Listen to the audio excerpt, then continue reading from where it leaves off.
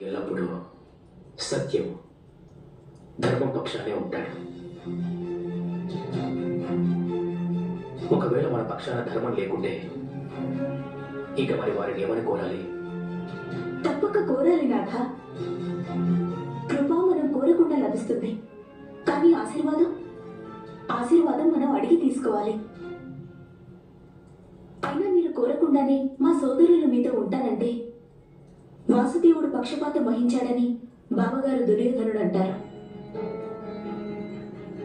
మా సోదరుడు కృష్ణుడు మాటిచ్చాడు, వారి సమక్షానికి ముందుగా వెళ్ళిన వారికి వారు ఏం కోరినప్పటికీ వారి కోరిక అవశ్యం తీరుస్తానని.